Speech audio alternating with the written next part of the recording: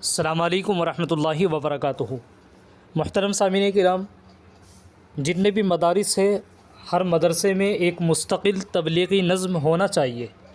یہ بات میں اپنی طرف سے نہیں کہہ رہا ہوں، بلکہ یہ بات حکیم الامت حضرت مولانا اشرف علی صاحب تھانوی رحمۃ اللہ علیہ کی کتاب دعوت و تبلیغ کے اصول و احکام میں لکھی ہوئی ہے۔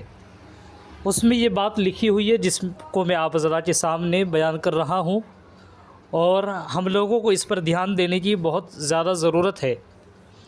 اس میں لکھا ہوا ہے، اس میں ایک نہایت ہی فکر انگیز بات یہ ذکر کی گئی ہے کہ ہر مدرسے میں ایک مستقل تبلیغی نظم ہونا چاہیے۔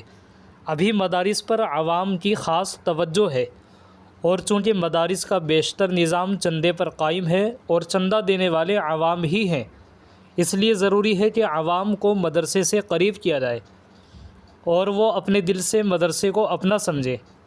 حضرت تھانوی رحمۃ اللہ علیہ کا نسخہ یہ ہے کہ مدرسے میں ایک واعظ رکھا جائے جس کا کام صرف دین کی تبلیغ اور عوام کو شریعت کے احکام پہنچانا ہو۔ اس واعظ کو تاکید ہو کہ نہ وہ خود چندہ مانگے نہ ہدیہ قبول کرے، بلکہ اگر کوئی دینا چاہے تو سیدھا مدرسے کا پتہ بتا دے۔ یوں واعظ محض مبلغ ہو، چندہ جمع کرنے والا نہ ہو۔ اس سے دو بڑے فائدے ہوں گے۔ ایک فائدہ تو یہ ہوگا کہ وعظ میں خلوص کی خوشبو ہوگی اور بے غرض بات دلوں پر گہرا اثر ڈالے گی۔ عوام براہ راست یہ محسوس کریں گے کہ اس مدرسے کی برکت سے ہمیں بھی دین کی دولت مل رہی ہے۔ یوں وہ مدرسے سے وابستہ ہو کر اس کی خدمت کو اپنا فخر سمجھیں گے۔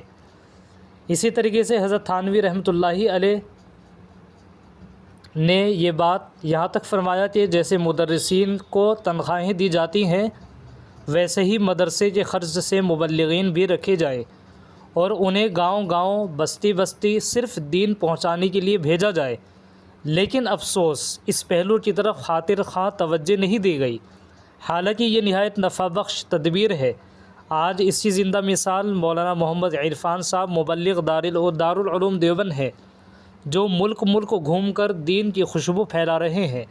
اگر ذرا سا تجربہ کر کے کچھ عرصے کے لیے اس نسخے کو آزمایا جائے تو مجھے یقین ہے کہ اس کے نتائج نہایت شاندار ثابت ہوں گے۔ یہ تھی حضرت کے ملفوظات میں یہ بات جو میں نے آپ کو بتائی ہے، اور اس سلسلے میں اس پر توجہ اسی وقت ہو سکتی ہے جب کہ ہم حضرت کی کتاب کا مطالعہ کریں اور حضرت کی کتاب کو غور سے سمجھیں، اور جو باتیں اس پہ بیان کی گئی ہیں ان پر عمل کرنے کی کوشش کریں اور ان کو اسی انداز میں اپنے اندر لانے کی کوشش کریں، تو یہ اسی وقت ہو سکتا ہے۔